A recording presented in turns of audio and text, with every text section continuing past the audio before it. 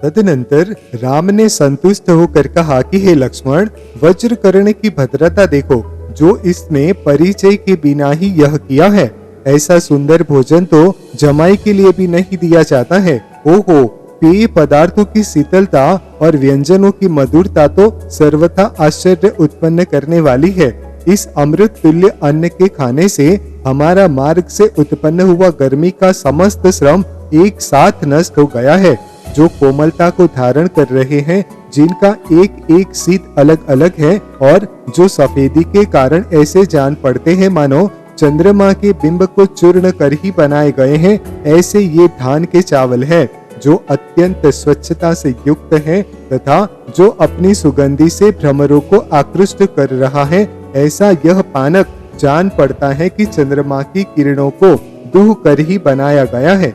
यह घी और दूध तो मानो कामधेनु के स्तन से ही उत्पन्न हुआ है, अन्यथा व्यंजनों में रसों की ऐसी व्यक्तता कठिन ही है। पथिक ने यह ठीक ही कहा था कि वह सत्पुरुष अणुव्रतों का धारी है, अन्यथा अतिथियों का ऐसा सत्कार दूसरा कौन करता है।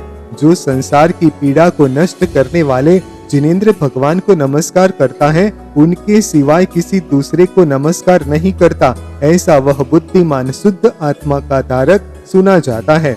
ऐसे शील और गुणों से सहित होने पर भी यदि यह हम लोगों के आगे शत्रु से घिरा रहता है तो हमारा जीवन व्यर्थ है। यह अपराध से रहित है, अपने आप को सदा साधुओं की सेवा में तत्पर रखता है तथा इसके समस्त सामंत अपने इस अद्वितीय स्वामी के अनुकूल है। दुष्ट राजा सिंहोदर के द्वारा पीड़ित हुए इस वज्रकर्ण की रक्षा करने के लिए भरत भी समर्थ नहीं है, क्योंकि वह अभी नवीन राजा है। इसलिए अन्य रक्षकों से रहित बुद्धिमान की रक्षा शीघ्र ही करो। जाओ और सिंहोदर से कहो, यह कहना यह तुम्हें क्या शिक्षा दी जाए, क्योंकि जिस प्रकार महामणि प्रभा के साथ उत्पन्न होता है, उसी प्रकार तुम भी प्रज्ञा के साथ ही उत्पन्न हुए हो। अतःनंतर अपने गुणों की प्रशंसा सुन जिसे लज्जा उत्पन्न हो रही थी, ऐसा लक्ष्मण राम की आज्ञा सिरोधार्य कर, जैसी आपकी आज्ञा, यह कहकर तथा प्रणाम कर हर्षित होता हुआ चला। वह उस समय विनीत वेश को धारण कर रहा था, धनुष साथ में नहीं ले गया था, वेग से संपन्न था और पृथ्वी को कंपाता हुआ जा रहा था। रक्षक पुरुषों ने देखकर उससे पूछा कि आप किसके आदमी हैं? इसके उत्तर में लक्ष्मण ने कहा कि मैं राजा भरत का आदमी हूँ और दूत के कार्य से आया हूँ। क्रम से बहुत बड़ी छावनी को उल्लंघन कर वह राजा के निवास स्थान में पहुंचा और द्वारपाल के द्वारा खबर देकर राजा सिंहोदर की सभा में प्रविष्ट हुआ। वहां जाकर राजा को तृण के समान तुच्छ समझते हुए उसने स्पष्ट शब्दों में इस प्रकार कहा कि हे सिंहोदर, तू मुझे बड़े भाई का संदेश वाहक समझ।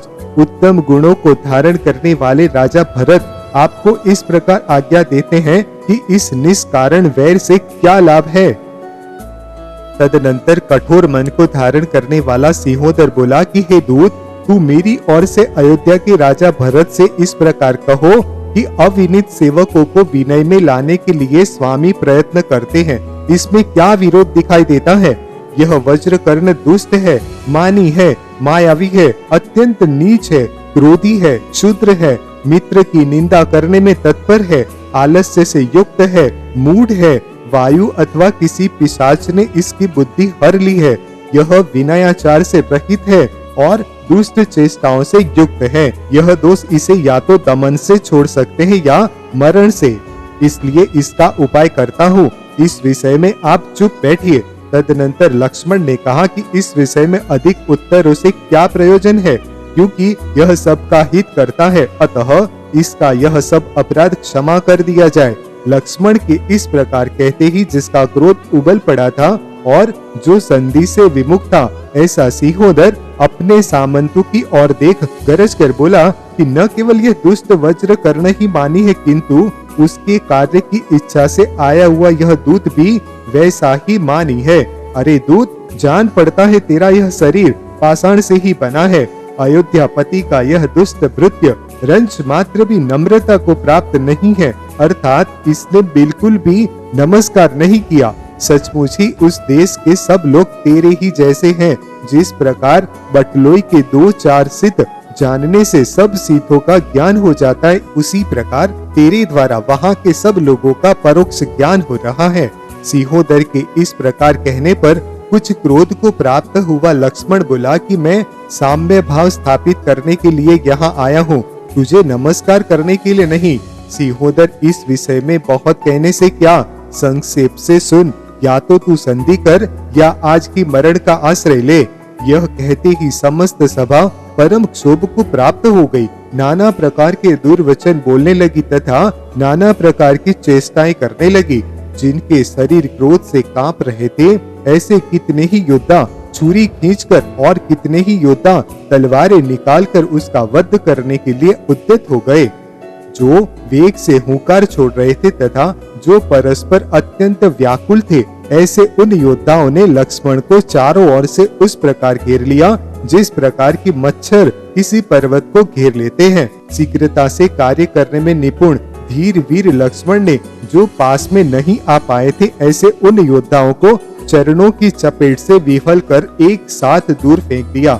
शीघ्रता से घूमते हुए लक्ष्मण ने कितने ही लोगों को घुटनों से, कितने ही लोगों को कोहनी से और कितने ही लोगों को मुट्ठियों के प्रहार से शतखंड कर दिया, अर्थात एक एक के 100-100 टुकड़े कर दिए। कितने ही लोगों के बाल खींचकर तथा पृथ्वी पर पटककर उन्हें पैरों से चूर्ण कर डाला और कितने ही लोगों को कंधे के प्रहार से गिरा दिया।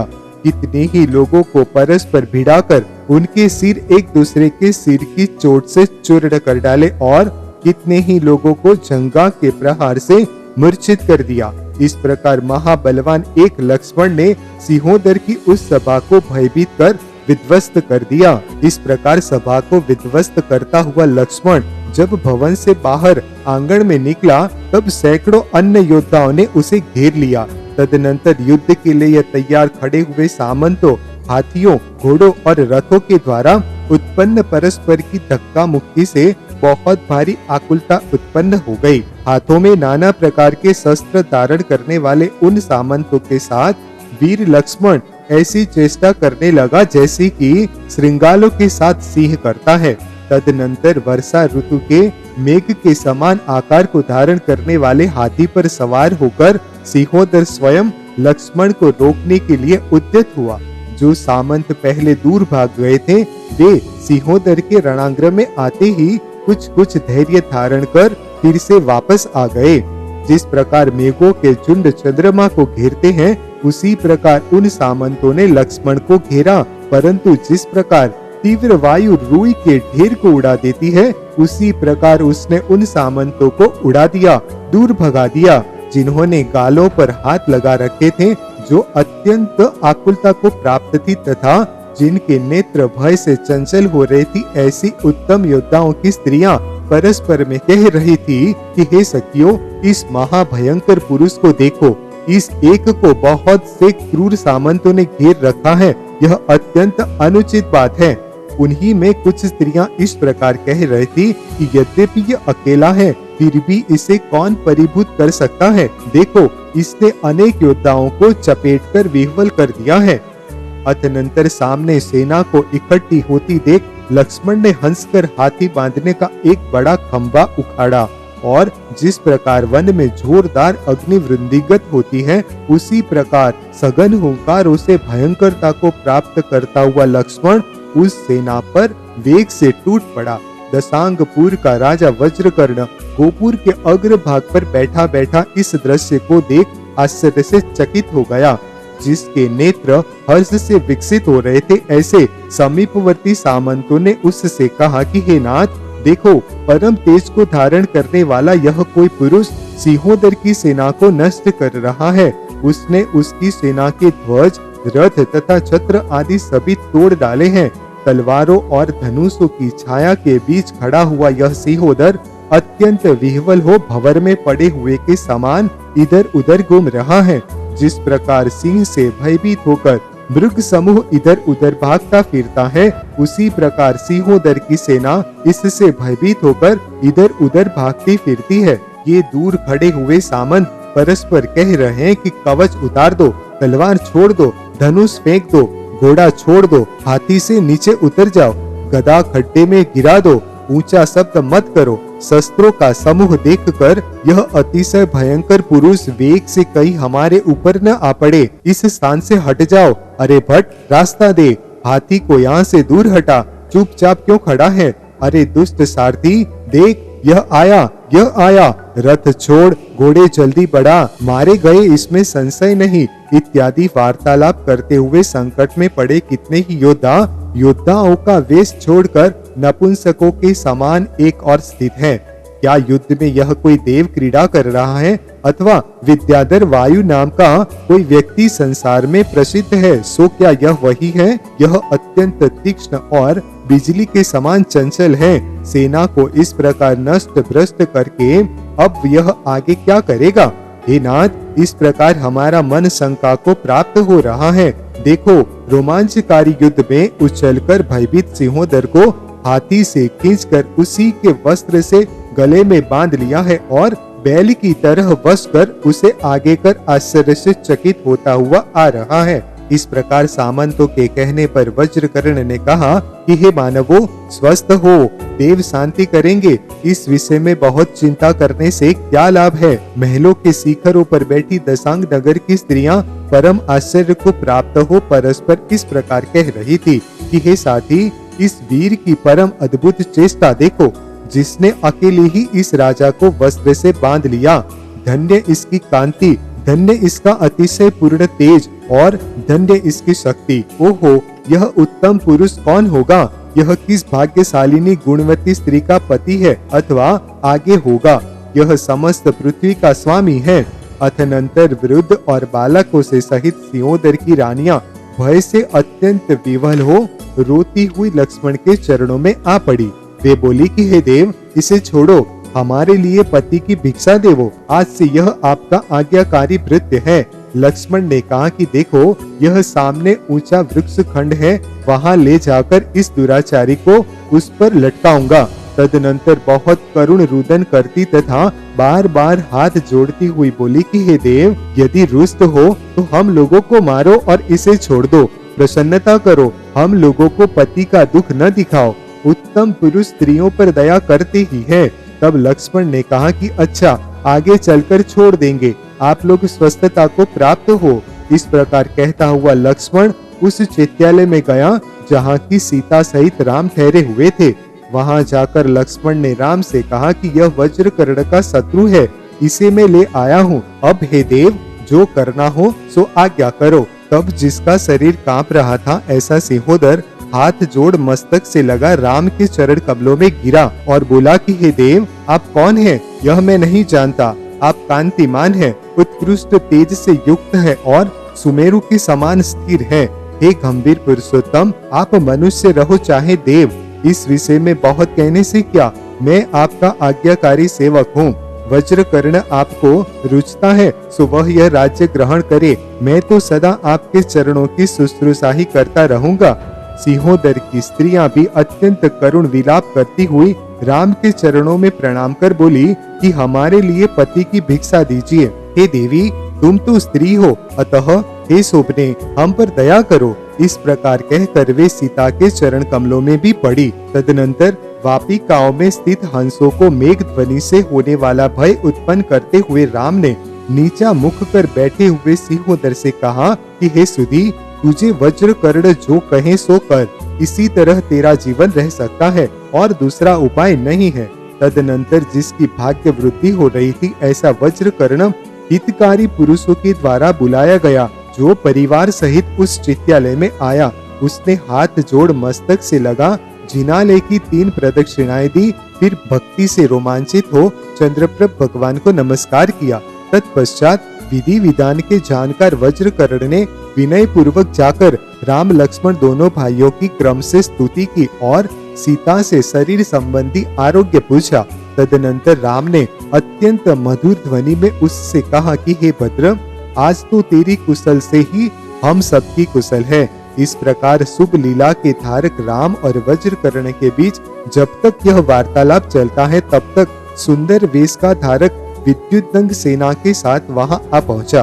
क्रम के जानने में पंडित प्रतापी विद्युतदंग राम लक्ष्मण को प्रणाम कर वज्रकर्ण के पास आ बैठा उसी समय सभा में यह जोरदार शब्द गूंजने लगा, यह बुद्धिमान विद्युदंग वज्रकर्ण का परम मित्र है।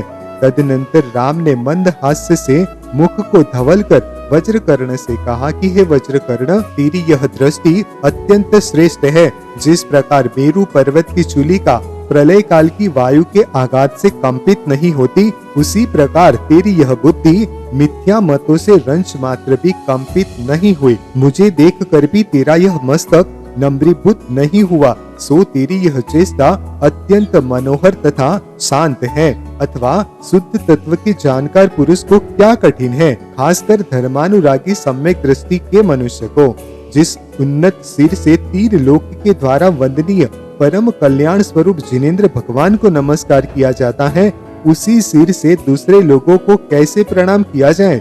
मकरंद रस के आस्वादन में निपुण भौरा उन्मत्त होने पर भी क्या गधे की पूंछ पर अपना स्थान जमाता है। तुम बुद्धिमान हो, धन्य हो, निकट भव्यपना धारण कर रहे हो और चंद्रमा से भी अधिक धवल तुम्हारी कीर्ति संसार में भ्रमण कर रही है।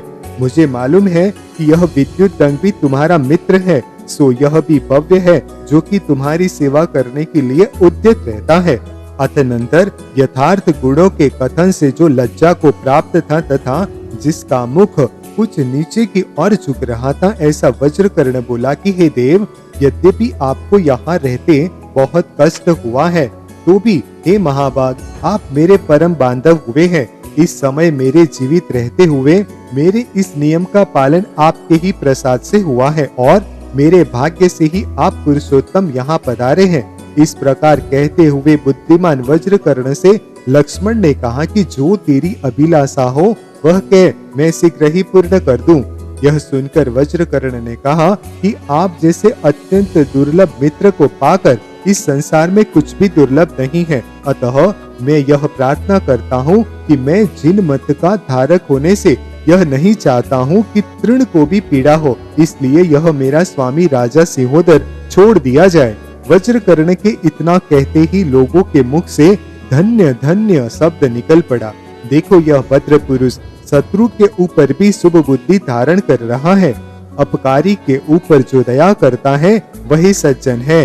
वैसे मध्यस्थ अथवा उपकार करने वाले पर किसी प्रेम उत्पन्न नहीं होता। तदनंतर एवमस्तु कह लक्ष्मण ने हाथ मिलाकर तथा कभी शत्रुता नहीं करेंगे इस प्रकार शपथ दिलवाकर दोनों की मित्रता करा दी। निर्मल बुद्धि के धारक सिंहोदर ने उज्जैनी का आधा भाग तथा देश को उजाड़ करते समय जो कुछ पहले हरा था वह सब वज्रकर्ण के लिए दे दिया। अपनी चतुरंग सेना, देश, गणिका तथा धन का भी उसने बराबर बराबर आधा भाग कर दिया। जिन भक्ति के प्रसाद से अतिशय प्रसिद्ध विद्युदंग ने भी वह वेश्या, वह रत्नमय कुंडल और सेनापति का पद प्राप्त किया। तदनंतर वज्रकर्ण ने राम लक्ष्मण की परम पूजा कर शीघ्र ही अपनी 8 पुत्रियां बुलवाई। क्योंकि बड़े भाई राम स्त्री से सहित दिखाई देते थे, इसलिए उसने उत्तम आभूषणों को धारण करने वाली तथा विनय से युक्त अपनी पुत्रियां लक्ष्मण को ब्याह दी। इनके सिवा सिंहोदर आदि राजाओं ने भी उत्तम उत्तम कन्याएं दी। इस तरह सब मिलकर लक्ष्मण को 300 कन्याएं प्राप्त हुई। उन सब को खड़ी कर वज्रकर्ण ने सिंहोदर आदि राजाओं के साथ लक्ष्मण से कहा कि हे देव, ये आपकी स्त्रियां हैं। तदनंतर उसके उत्तर में लक्ष्मण ने कहा कि मैं जब तक अपने बाहुबल से अर्जित स्थान प्राप्त नहीं कर लेता हूँ तब तक स्त्री समागम नहीं करूँगा। राम ने भी उनसे इसी प्रकार कहा कि अभी हमारा कहीं निश्चित निवास नहीं है। स्वर्ग के समान भरत के राज्य में जो देश है उन सबको पार कर हम मलयगिरी अथवा दक्षिण समुद्र के पास अपना घर बनवाएंगे। वहाँ उत्कंठा से भरी अपनी माताओं को ले जाने के लिए एक बार हम अथवा लक्ष्मण अवश्य ही अयोध्या आवेंगे। हे राजाओं, उसी समय आपकी इन कन्याओं को ले आएंगे। तुम ही कहो, जिसके रहने का ठिकाना नहीं उसका स्त्री संग्रह कैसा। इस प्रकार कहने पर वह कन्याओं का समूह तुषार वायु से आहत कमल वन के समान आकुल होता हुआ शोभित हुआ। कन्याएं विचार करने लगी कि यदि हम पति के विरह में प्राण छोड़ देवेंगी तो फिर इसके साथ समागम रूपी रसायन को कैसे प्राप्त कर सकेंगी, और यदि प्राण धारण करती हैं तो लोग कपट मानते हैं तथा दैदीप्यमान विरहानल से मन जलता है। ओहो, एक और तो बड़ी भारी ढालू चट्टान है और दूसरी ओर अत्यंत निर्दयी व्याघ्र है। अतः अत्यंत दुख से भरी हुई हम इस आधार को प्राप्त हो, अथवा इस समय हम समागम की अभिलाषा रूपी विद्या से विरह रूपी व्याघ्र को कील कर शरीर धारण करेंगी। इस प्रकार विचार करती हुई उन कन्याओं के साथ राजा लोग राम आदि का यथोचित सत्कार कर जैसे आए थे वैसे चले गए। जिनकी उत्तम चेष्टा थी, पितृवर्ग जिनका निरंतर सत्कार कर रहा था और जो नाना प्रकार के विनोद में आसक्त थी, ऐसी कन्याएं लक्ष्मण में मन लगाकर रह गई। तदनंतर विद्युदंग ने भाई बांधवों से सहित पिता को बड़े ठाट बाट से अपने देश में बुलवाया और पहुंचने पर उनके समागम का बहुत भारी उत्सव किया। अतनंतर बुद्धिमान राम लक्ष्मण सीता के साथ साथ घनघोर आधी रात के समय भगवान को नमस्कार कर चुपके चैत्यालय से निकलकर इच्छा अनुसार पैदल चले गए। प्रभात होने पर चैत्यालय को शून्य देख सब लोग अपना अपना कर्तव्य भूलकर शून्य हृदय हो गए। सिंहोदर की वज्रकर्ण के साथ जो उत्तम प्रीति उत्पन्न हुई थी, वह पारस्परिक सम्मान तथा आने जाने से वृद्धि को प्राप्त हुई। गौतम स्वामी कहते हैं कि राम लक्ष्मण सीता को धीरे धीरे उसकी इच्छा अनुसार चलाते हुए विशाल सरोवर से युक्त वनों के मध्य में ठहराते हुए स्वादिष्ट फलों का इच्छित रस पीते हुए तथा उत्तम वचन और सुंदर चेष्टाओं के साथ क्रीड़ा करते हुए कुंवर नामक उस देश में पहुँचे, जो नाना प्रकार के भवनों के ऊंचे ऊंचे शिखरों से सुंदर था, जिसकी वसुधा मनोहर उद्यानों से व्याप्त थी, जो मंदिरों के समूह से पवित्र था, स्वर्ग के समान कांति वाला था, जहाँ के नगरवासी लोग निरंतर होने वाले उत्सवों से उत्कृष्ट थे, जो श्रीमानों के शब्दों से युक्त था तथा सूर्य के समान कांति और प्रसिद्धि से युक्त था। अतनंतर जो फल और फूलों के भार से नत हो रहा था, जहाँ भ्रमरों के समूह गूंज रहे थे और जहाँ मत्त कोकिलाएं शब्द कर रही थी, ऐसे अत्यंत सुंदर वन में राम तो सुख से विराजमान थे और लक्ष्मण पानी लेने के लिए समीपवर्ती सरोवर में गए। इसी अवसर में जो अत्यंत सुंदर रूप से सहित था, जिसके विभ्रम नेत्रों को चुराने वाले थे, जो एक होने पर भी सर्व लोगों के हृदय में एक साथ निवास करता था, महाविनय संपन्न था, कांति रूपी निर्जर के उत्पन्न होने के लिए पर्वत स्वरूप था, उत्तम हाथी पर सवार था, मनोहर पैदल सैनिकों के बीच चल रहा था, जिसका मन क्रीड़ा करने में लीन था, जिसका कल्याण माला नाम था तथा जो उस नगर का स्वामी था, ऐसा एक पुरुष उसी सरोवर में क्रीड़ा करने के लिए आया। सो उस महासरोवर के तट पर विद्यमान नील कमलों के समूह के समान श्याम और सुंदर लक्षणों से युक्त लक्ष्मण को देख वह मनुष्य काम बाण से ताड़ित होकर अत्यंत आकुल हो गया। फलस्वरूप उसने अपने एक आदमी से कहा कि इस पुरुष को ले आओ। वह चतुर मनुष्य जाकर तथा हाथ जोड़कर लक्ष्मण से इस प्रकार बोला कि आइए, यह राजकुमार प्रसन्नता से आपके साथ मिलना चाहता है, क्या दोष है? इस प्रकार विचार कर परम कौतुक को धारण करते हुए लक्ष्मण सुंदर लीला से उसके पास गए। तदनंतर वह राजकुमार हाथी से उतरकर तथा कमल के समान कोमल हाथ से लक्ष्मण को पकड़ अपने वस्त्र निर्मित तंबू में भीतर चला गया। वहां अत्यंत विश्वस्त हो एक ही आसन पर लक्ष्मण के साथ सुख से बैठा। कुछ समय बाद उसने लक्ष्मण से पूछा कि हे सखे, तुम कौन हो और कहां से आए हो? लक्ष्मण ने कहा कि मेरे वियोग से मेरे बड़े भाई दुखी होंगे, इसलिए मैं पहले उनके पास भोजन ले जाता हूँ, पश्चात तुम्हारे लिए सब समाचार कहूँगा। अतनंतर साली के चावलों का भात, दाल, ताजा घृत, पुए, घेवर, नाना प्रकार के व्यंजन, दूध, दही, अनेक प्रकार के पानक, शक्कर और खांड के लड्डू, पूड़ियाँ, कचौड़ियाँ, साधारण पूड़ियाँ, गुड़ मिश्रित पूड़ियाँ, वस्त्र, अलंकार, मालाएं, लेपन आदि की सामग्री, नाना प्रकार के बर्तन और हाथ धोने का सामान, यह सब सामग्री निकटवर्ती शीघ्रगामी पुरुष भेजकर उसने अपने पास मंगवा ली। तदनंतर उसकी आज्ञा पाकर अंतरंग द्वारपाल वहां आ गया, जहां सीता सहित राम विराजमान थे। सो उन्हें प्रणाम कर वह इस प्रकार बोला कि हे देव, उस तंबू में आपके भाई विराजमान है, वहीं इस नगर का राजा भी विद्यमान है। तो वह आदर के साथ प्रार्थना करता है कि चूंकि इस तंबू की छाया शीतल तथा मन को हरण करने वाली है, इसलिए प्रसन्न होइए और इतना मार्ग स्वेच्छा से चलकर आप यहाँ पधारिए। प्रतिहारों के इतना कहने पर मत्त हाथी की शोभा को धारण करते हुए रामचंद्र सीता के साथ चल पड़े। उस समय वे ऐसे जान पड़ते थे मानो चांदनी के सहित चंद्रमा ही हो। राम को दूर से ही आते देख राजकुमार ने लक्ष्मण के साथ खड़े होकर तथा कुछ आगे जाकर उनका स्वागत किया। राम सीता के साथ अत्यंत उत्कृष्ट आसन पर विराजमान हुए तथा राजकुमार के द्वारा प्रदत्त अर्घदान आदि सम्मान को प्राप्त हुए। तदनंतर इच्छा अनुसार स्नान, भोजन आदि समस्त कार्य समाप्त होने पर राजकुमार ने अन्य सब लोगों को दूर कर दिया। वहाँ राम, लक्ष्मण, सीता 3 और चौथा राजकुमार, यही 4 व्यक्ति रह गए। मेरे पिता के पास से दूत आया है, ऐसा कहता हुआ वह राजकुमार प्रयत्न पूर्वक सजाए हुए एक दूसरे कमरे में गया। वहां उसने नाना प्रकार के शस्त्र धारण करने वाले अनेक योद्धाओं को द्वार पर नियुक्त कर यह आदेश दिया कि यहाँ जो कोई प्रवेश करेगा वह मेरे द्वारा वध्य होगा। तदनंतर यथार्थ भाव के प्रकट करने में जो लज्जा थी उसे दूर कर उस सुचेता ने राम, लक्ष्मण और सीता के सामने बीच का आवरण फाड़ डाला।